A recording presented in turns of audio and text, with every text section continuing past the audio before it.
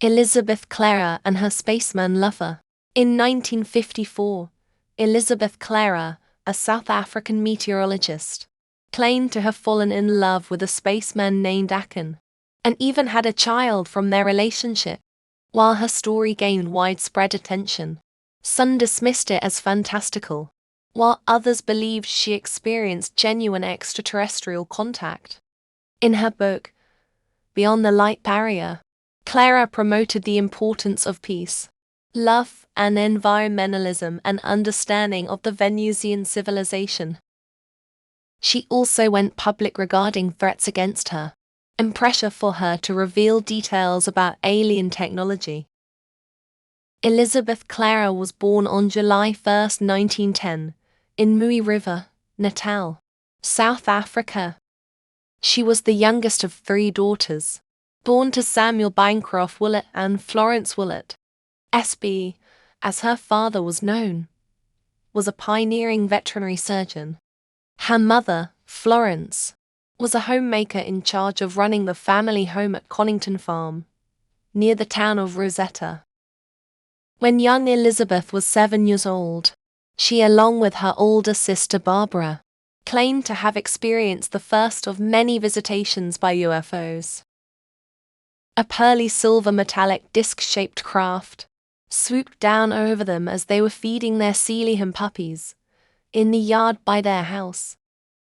At the same time, a giant orange and red and cratered asteroid was seen orbiting and rotating high above them in the atmosphere.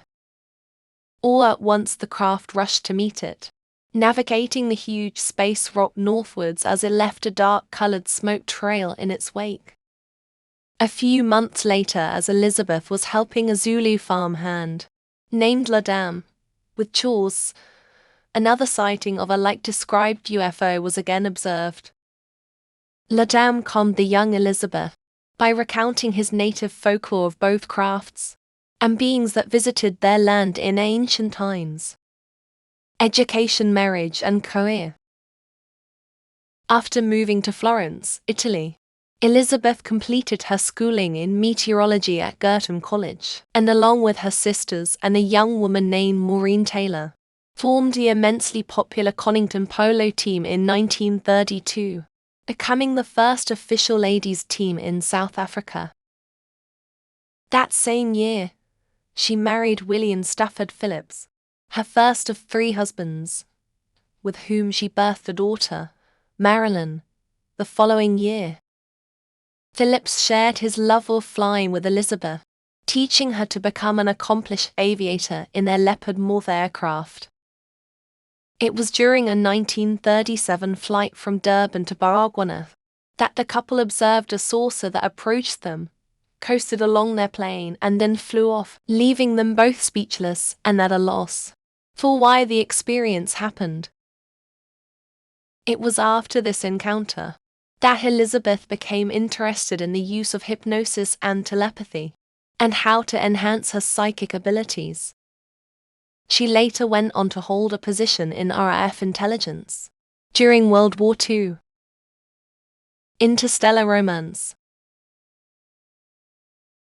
Her life took a dramatic turn in December of 1954, when her sister wrote to say that the native Zulu people were reporting sightings of what they called a lightning bird in the sky.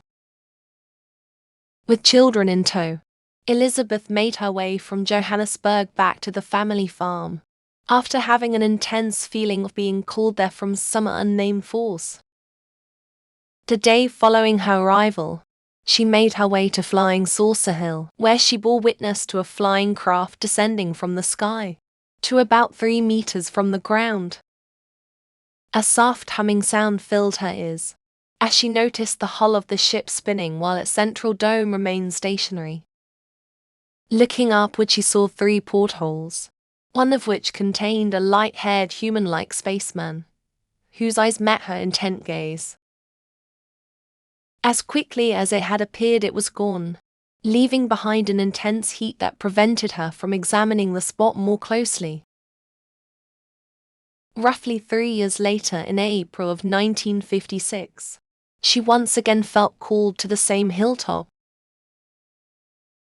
The native Zulu people had reported sightings of the mysterious Thunderbird again, leaving the community in a state of fear. Elizabeth did not share this feeling and once at the site, was again met by the same strange aircraft. She described meeting the elusive spaceman whose name was Akon, and following him inside of his ship. The craft, she said, was roughly 60 feet in diameter and was a scout ship. Akon introduced her to his second pilot, who was stockier and darker-skinned than himself. Both described their home planet, Meton, to Elizabeth and shared that they worked there as what we would call botanists and astrophysicists. As the craft took off for Meton with Elizabeth inside, she described looking down at the Earth through a lens on the floor of the craft. She was amazed that no movement could be felt, and there was no sound other than the constant low hum. As they were transported to a gigantic cigar-shaped mothership. Inside they were met with a beautiful lush garden interior, where Akon introduced her to the inhabitants. He explained that their meeting was not accidental. In fact, Elizabeth was a reincarnated Venusian partner and soulmate of his.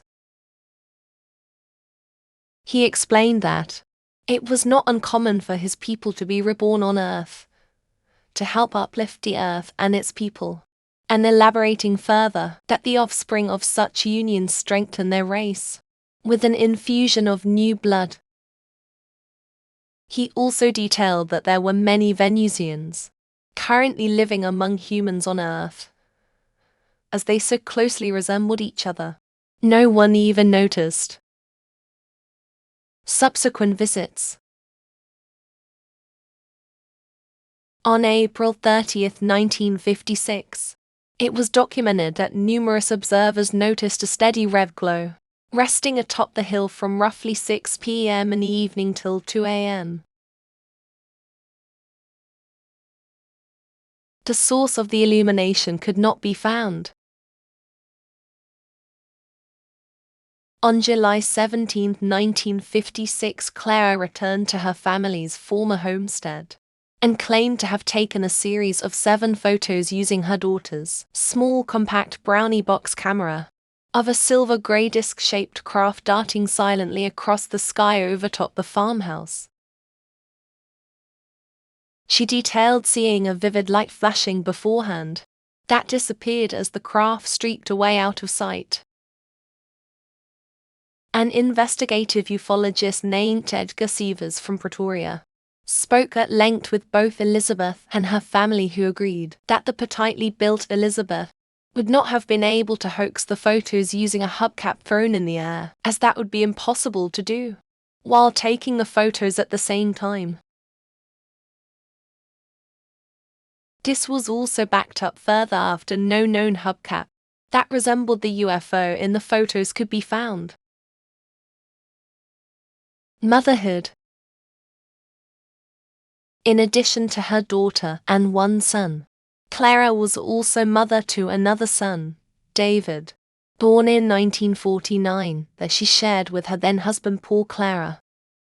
Elizabeth's last child originated from a more space-filled source. In April 1958, Klarer claimed to have been visited again by Akon, who took her to the highest plateau of Catherine Peak for a romantic day-long rendezvous. It was here that he presented her with a simple silver ring that he said would enhance the couple's telepathic connection, and informed her that she was now carrying their unborn love child. I surrendered in ecstasy to the magic of his lovemaking, our bodies merging in magnetic union as the divine essence of our spirits became one, she stated in her book. After driving once more to Flying Saucer Hill, at the end of her pregnancy, both Klarer and her NG car were transported to Akon's home planet of Meton, that orbited Proxima Centauri in the nearby multiple star system, Alpha Centauri. It was here that Elizabeth delivered the couple's son, whom they named Ailing. During her stay on Meton, which lasted approximately 4 months, She reveled in the planet's sense of peace and camaraderie. There were no cities or skyscrapers, as Earth people know them anywhere on Meton. Homes were scattered in park-like grounds. There was an abundance of all things needed by civilization, such as food, water, and all building materials for building, and an unlimited supply of energy on tap from the atmosphere and the universe. There were no shortages of any kind and no monetary system at all. Klarer stated that she would have loved to stay there for the rest of her life, but unfortunately the heat radiating from the planet caused her heart to weaken. It was then decided that she must return to Earth, leaving her son and Akon behind on Meton. However, they did still return to Earth to visit her during the remainder of her life. Later years. After losing her sister and brother-in-law, Klarer moved back to Johannesburg and found work at a CNA bookstore. And while she loved her work, she detested city life. She was kept busy on the ufology circuit, telling and retelling her love story with Akon, and spreading the important message for peace and love to humanity. But for as much interest in her story, there was also an equal amount of ridicule. Elizabeth took everything in stride though and soldiered on, sharing her account and observations in the Flying Saucer Review in November and December of 1956. Her story attracted the curiosity of Edith Nicolaisen, who corresponded with Klarer from 1956 to 1976, over the course of 23 letters. Nicolaisen then published the story in a small booklet publicly. Elizabeth worked on her book manuscript from 1960 to 1966, subsequently releasing it under the title of Beyond the Light Barrier, The Elizabeth Klarer Story. In 1968, ufologist Cynthia Hine interviewed Klarer, printing her story in Fate magazine in August that year, as well as ufologist Kitty Smith, who connected with Klarer after reading about her in Outspan magazine. Smith also claimed her own sighting of Akon's ship in January 1984. Soon another South African, Grevler, made the claim that she too was in contact with aliens, as well as Philip Human's supposed contact, which came through the aid of a trance medium. Klarer was very outspoken on her disbelief of their authenticity, and made frequent challenges for both to defend their claims in an open forum. These space beings, she ascertained, would never stoop to such methods of contact. In 1975, she was invited by Hermann Oberth to speak at the 11th International Congress of UFO Research Groups, held in Wiesbaden, Germany, where she delivered an address on November 2nd, receiving a standing ovation. In May 1992, Smith arranged a tour by Klarer at the Unidentified Flying Object Club in Pietermaritzburg. That was so popular the crowd became too large for organizers to handle. Klarer went on to commemorate her spiritual union with Akon, on the anniversaries of their union, by returning to Flying Saucer Hill. And when her then third husband, Aubrey Fielding, died in 1981, it was there where she spread his ashes. Klarer's death and legacy. Elizabeth died at the age of 84 from breast cancer on February 9, 1994, never finishing her second book, The Gravity File. She wanted to fill in the gaps of her experiences and provide closure that Akon, her son Ailing, and his wife Cleo and their son were all traveling the universe in exploration in her absence. Ailing, like his father, was also an astrophysicist.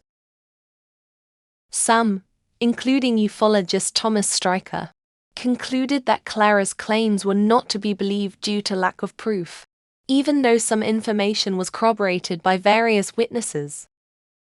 When asked, Klarer's son David could not recollect any time when his mother showed to be pregnant. That corresponded with her reported space adventures in 1958, 1959, respectively. And while Cynthia Hine noted that she bore witness to Klarer's absolute conviction while sharing her story, she speculated that an active imagination from a dreamlike state of euphoria could have been a possibility. It should be inserted, though, that Hind herself admitted publicly to having seen the silver craft belonging to Akon. Hind went on to add that researchers do need to stop casting aside all reportedly similar cases as hoaxes, as some may indeed be legitimate. Ufologist Edgar Sievers noted that after interviewing her family, he believed her story to be true, based also on the photos Elizabeth took of Akon's craft. Ufologist and fellow contactee and ufologist Philip Human, who was once on friendly terms with Klarer before her ultimate change to contempt toward him, spoke out in disbelief of her story by saying that her photos showed nothing more than a hubcap being thrown into the air. He went on to add that he prayed her subsequent book would never see the light of day. Edith Nicolaisen was also an advocate for Klarer, stating that she believed that Elizabeth did in fact have some type of contact with extraterrestrial beings. Left only with a few photographs, a space rock and fern, and the love ring given to her by Akon, Klarer held true to her story for the remainder of her life. Her third husband Aubrey, unbothered by his wife's love for Akon, was quoted as saying, "That's all right with me, as long as he stays in space where he belongs." What do you think after hearing the details of this amazing story? Was Elizabeth Klarer the mother of a love child, born from an affair with a spaceman from Meton? Or was her story nothing more than a fantasy-filled drama, created for attention? If you'd like to read Klarer's book, Beyond the Light Barrier, you'll find a link in the description. Thanks for watching. Be sure to like and subscribe to see more of our paranormal videos. And let us know below if there's a story you'd like us to cover in a future episode.